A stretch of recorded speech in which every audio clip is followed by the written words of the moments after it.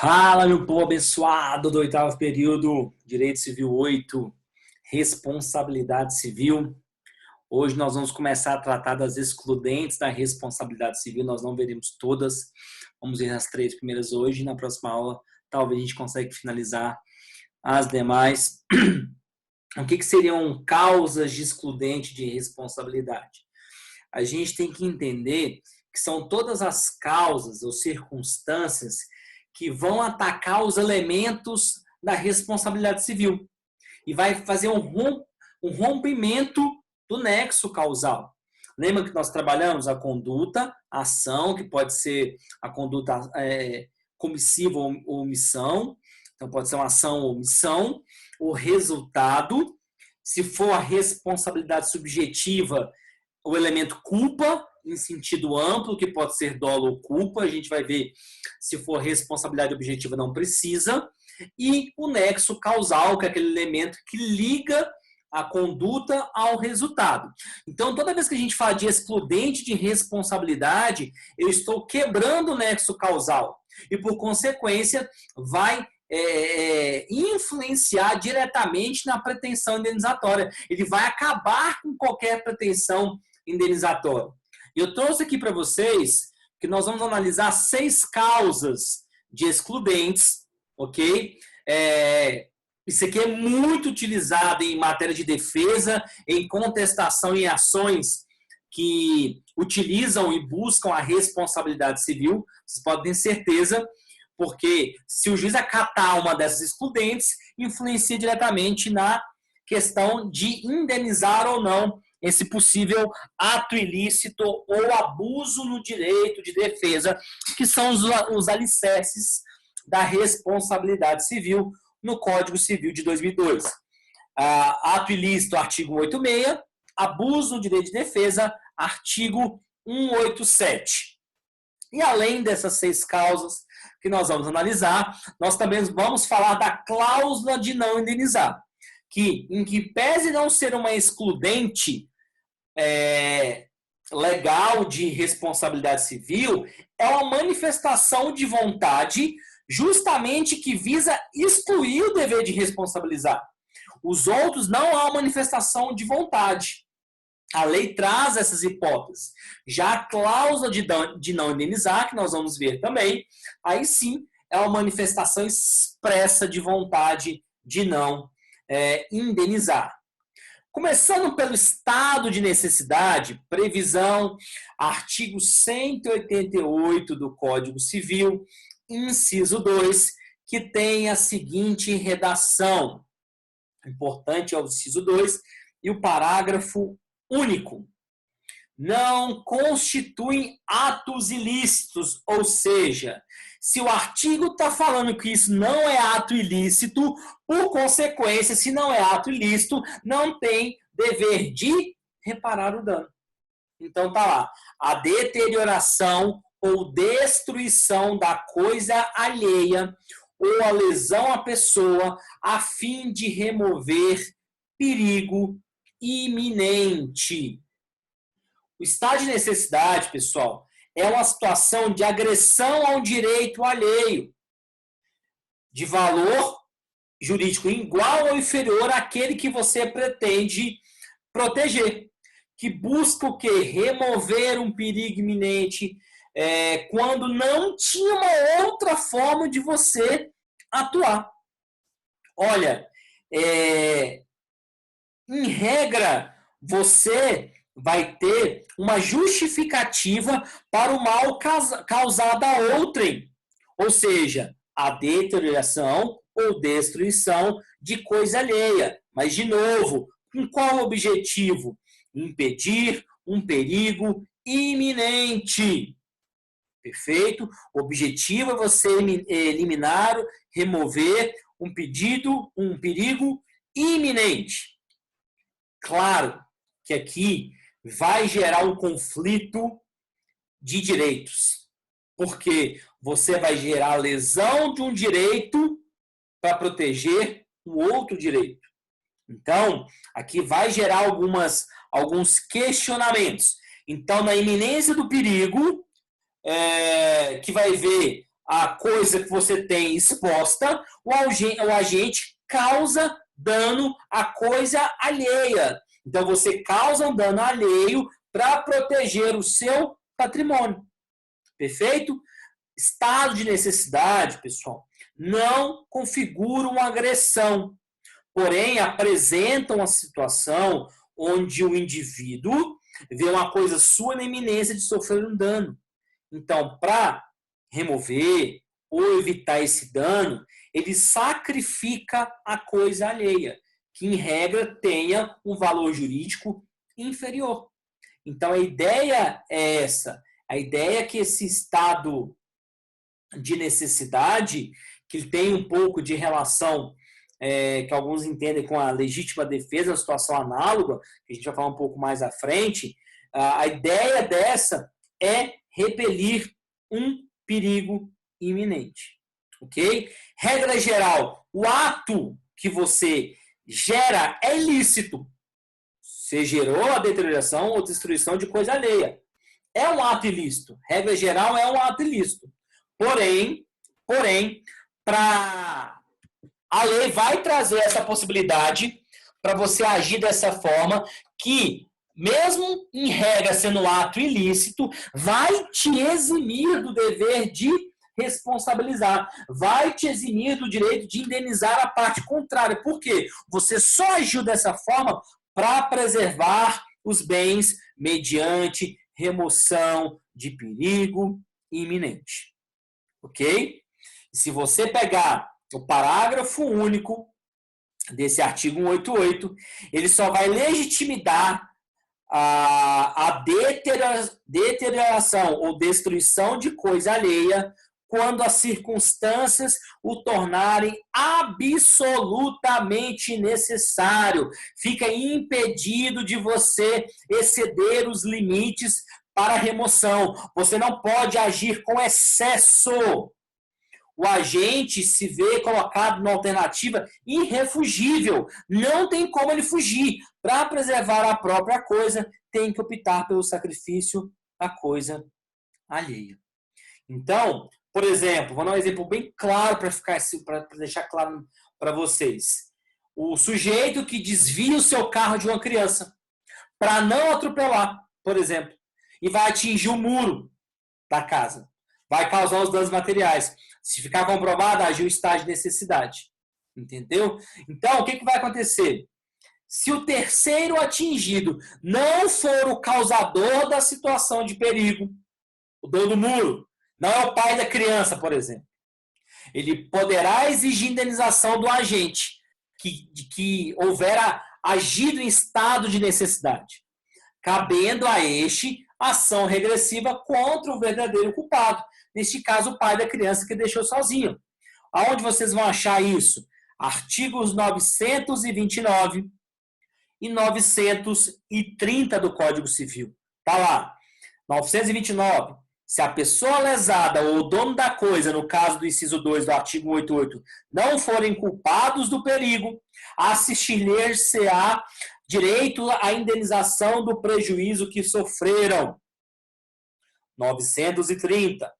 Se o perigo ocorrer por culpa de terceiros, contra esse terá o autor do dano ação regressiva para ver a importância que tiver ressarcido ao lesado.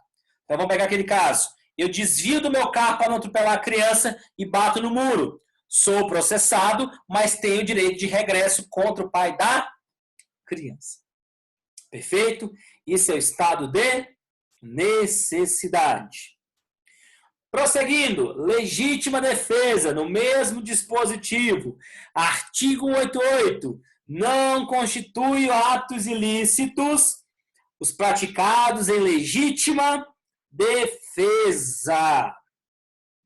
Regra geral, nós sabemos que a nossa legislação veda a autotutela, ou seja, a justiça por suas próprias mãos. Mas a legítima defesa é uma exceção a este caso. Diferente do que acontece no estado de necessidade, A legítima defesa, o cidadão, ele vê uma situação atual, iminente, de injusta agressão dirigida a si ou contra terceiros, que não é obrigado a suportar. Ele não é obrigado a aguentar aquilo ali. Só que, vocês podem ver que a legislação civil não traz a conceituação do que vem a ser legítima defesa. O Código Civil não fala o que é legítima defesa. Qual que é a consequência disso? A gente vai pegar emprestado o conceito lá do direito penal. A gente vai pegar o conceito do que está previsto no direito penal. Lá no artigo 25 do Código Penal, a redação está assim: entende-se em legítima defesa quem, usando moderadamente dos meios necessários, repele injusta agressão atual ou iminente a direito seu ou de outrem. Então, está bem claro, muito claro o artigo 25, trazer quais são as características dessa excludente de ilicitude. Olha, tem que ter uma agressão justa ou iminente, tem que ser uma agressão justa, tem que ser uma agressão atual ou iminente, tem que ser uma agressão injusta e que os meios empregados na legítima defesa sejam proporcionais à agressão. Se faltar qualquer um desses requisitos, exclui legítima defesa. Olha, eu fui me defender, eu dei 40 tiros, 20 facadas, passei o carro 2 vezes em cima, dei uma pedrada na cabeça. Gente, isso não é legítima defesa. Isso não é legítima defesa. Perfeito? Então, se a iniciativa da agressão foi partido para quem está exercendo a legítima defesa, olha, a ameaça não é atual, ou a reação não é proporcional, não pode se falar em legítima defesa. Para ter a legítima defesa, nós temos que ter agressão atual, iminente, injusta e os meios empregados sejam proporcionais. Perfeito? O que nós temos que ter claro nisso aqui? A desnecessidade ou a imoderação dos meios de repulsa, ou seja, não haveria necessidade de agir em legítima defesa, ou os meios não forem moderados, pode caracterizar o excesso, o que é proibido pelo direito e, por consequência, não é excludente de responsabilidade, e, nesse caso, ele vai ter que responsabilizar. Vai ter que responsabilizar. Perfeito? Tranquilo? Então, o que nós temos que analisar também é uma questão muito importante. Artigo 930, nós já falamos, vou repetir de novo. Ele fala que nos casos do inciso 2, que fala que a gente acabou de falar sobre o estado de necessidade. Então, no caso do estado de necessidade, se o perigo ocorrer por culpa de terceiros, contra este terá o autor do dano, ação regressiva, que a gente falou. Parágrafo único. A mesma ação competirá contra aquele em defesa de quem se causou um dano. Artigo 88, inciso 1. Pessoal, legítima defesa putativa não isenta o autor da obrigação de indenizar. Mesmo em face do próprio sujeito que suportou a agressão, não apenas do terceiro inocente, o agente terá que ressarcir o dano, pois é uma espécie de legítima defesa que não exclui o caráter ilícito da conduta. Se você vai falar do direito penal, a legítima defesa putativa, ele interfere apenas na culpabilidade. Vamos dar um exemplo. Tony Stark encontrou seu desafeto, Thanos. Saudade de fazer minhas provas com os personagens lá da Marvel. Ele encontrou. Então, o Thanos levou a mão no bolso para tirar o lenço. Para chorar lá, que ele é meio emotivo algumas cenas dele, né? Quero mudar o mundo, quero salvar o mundo, né? Ele quer tirar o lenço, que é um momento de comoção. Só que o Tony Stark acha que esse cara vai tirar uma arma e atira primeiro. Ele atira primeiro. Poderá, em tese, alegar a legítima defesa putativa. Né? O que é a legítima defesa putativa? É aquele agente que, em face de uma suposta ou imaginária agressão, ou seja, ele achou que o Thanos ia tirar uma arma, só que ele tirou um lenço. Repele utilizando meios moderados. Só que não houve injusta agressão, nem iminente agressão. Neste caso, a conduta ela não deixa de ser considerada ilícita. É uma conduta ilícita. O direito penal é uma conduta ilícita. Só vai acontecer o quê? Vai ter o reconhecimento de uma excludente de culpabilidade, mas a ilicitude da conduta permanece. Então, neste caso, ele pode evitar a reprimenda penal, ele pode evitar a condenação penal, mas vai ter condenação em direito civil, vai ter que ressarcir o sujeito atingido. Por quê? Novamente, legítima defesa putativa não exclui ilicitude. O ato é ilícito, vai interferir na culpabilidade. Então, neste caso, ele vai ter que sim que ressarcir o direito causado. Terceira excludente, exercício regular de direito e estrito cumprimento do dever legal.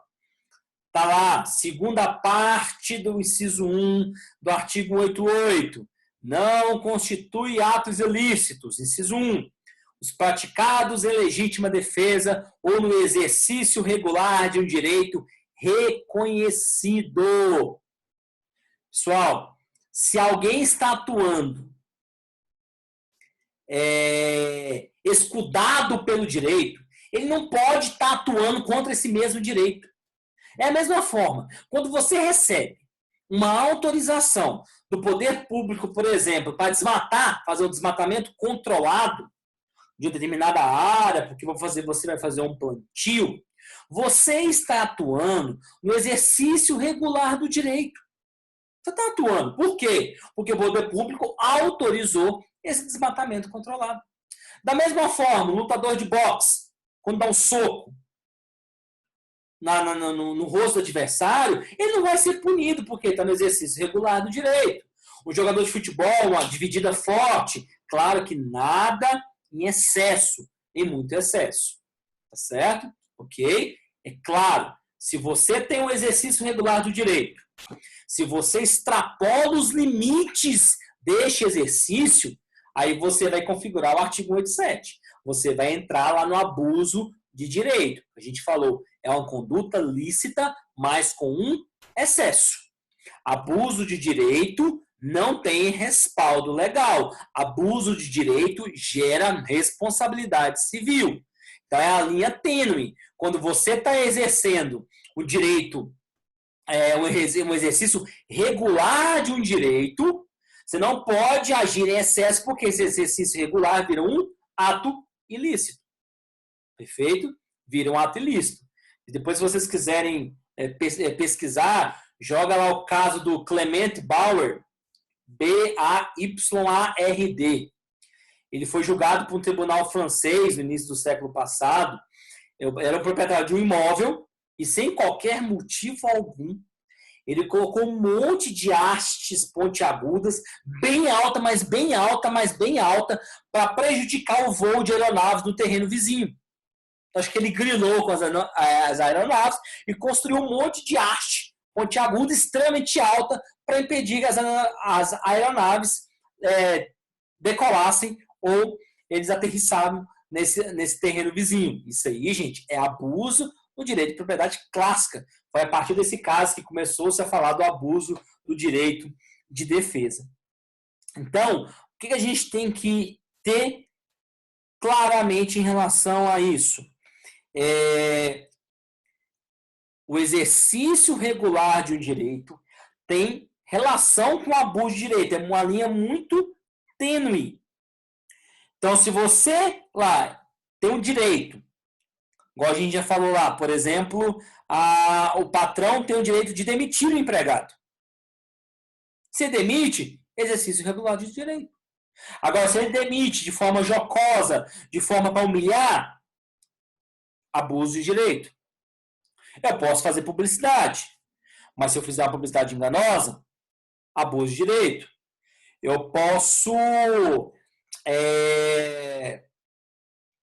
fazer uma publicidade em face de crianças. Exercício regular de direito. Agora, se eu fazer uma publicidade igual, por exemplo, o sapato da Xuxa, que mostrava a Xuxa, ela na sacada da casa dela, jogando todos os sapatos fora, falando que ela queria só um sapato X, que o sapato X específico era o sapato que prestava. Isso aí, gente, abuso de direito. Não tem nem o que falar. Abuso claro de direito. Outra publicidade que tinha, por exemplo, era um chinelinho que falava que somente crianças bonitas, lindas, inteligentes usavam o chinelo X. Isso aí, nítida, abuso do direito de defesa. Não é exercício regular do direito. Percebe a diferenciação em relação a isso? Então, tem relação direta entre esses dois institutos: abuso de direito e exercício regular de um direito. Então, a conduta é lícita, mas pelo seu excesso, ela se torna uma conduta ilícita. Por isso que gera isso. Então, os dois institutos estão muito próximos: o abuso de direito e o exercício regular do direito. Olha, eu posso entrar com ação contra qualquer pessoa, eu posso entrar com ação.